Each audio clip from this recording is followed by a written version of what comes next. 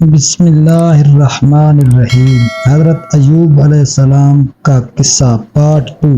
ایک دن ابلیس لعین طبیب کی شکل میں بی بی کے سامنے حاضر ہوا اور بی بی سے کہا کہ اس بیماری کا علاج گوشت، خوراک اور شراب ہے، اس کے بغیر کوئی علاج نہیں۔ اور بعض نے کہا ہے کہ ایک دن بی بی نے اپنے تھوڑے سے سر کے بال کاٹ کر فروخت کر دیے تھے، لیکن تفسیر حقانی میں ہے کہ شیطان طبیب بن کر آیا اور بی بی سے کہا کہ اس کا علاج میں کرتا ہوں، لیکن شفا مجھ سے سمجھو۔ جب یہ بیماری لمبی ہو گئی تو حضرت ایوب علیہ السلام نے خدا کی جناب میں فریاد شروع کر دی، جیسا کہ ارشاد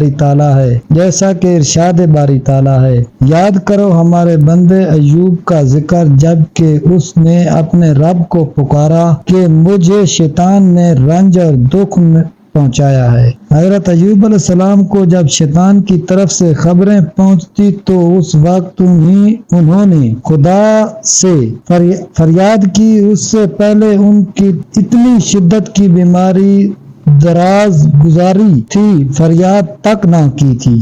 مال برباد ہو گیا، اولادیں مر گئیں، جسم مبارک مریض ہو گیا، یہاں تک کہ سوئی کے ناکے کے برابر سارے جسم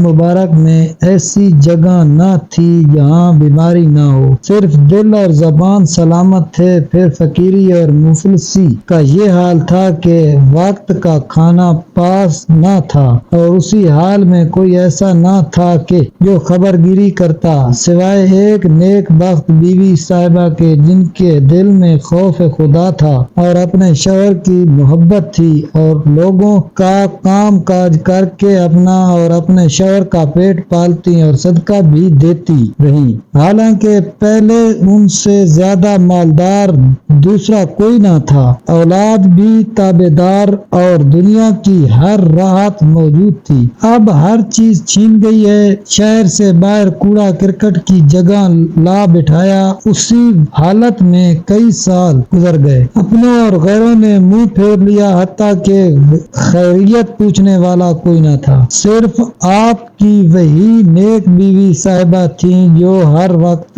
دن رات خدمت کے لیے کمر بستہ رہتی تھیں۔ بالآخر آزمائش کے ختم ہونے کا وقت آ گیا۔ پھر اس برگزیدہ بندے نے رب العالمین کی بارگاہ کرم میں تضرع زاری کی، کپاتے ہوئے ہونٹوں سے حضور قلب کے ساتھ دعا کی کہ اے میرے پالنہار خدا، مجھے دکھ نے تڑپا دیا ہے اور تو ارحم الراحمین ہے۔ اسی وقت رحیم و کریم خدا نے ان کی دعا قبول فرمائی اور حکم ہوا کہ زمین پر اپنا پاؤں مارو۔ پاؤں لگتے ہی وہاں ایک چشمہ ابلنے لگا، جیسا کہ ارشاد باری تعالیٰ ہے۔ ترجمہ: اپنا پاؤں مارو، یہ نہانے کا ٹھنڈا اور پینے کا پانی ہے۔ پاؤں مارتے ہی چشمہ جاری ہو گیا، حکم ہوا کہ اس کا پانی پی لو۔ پاؤں جب مارتے تو 2 چشمے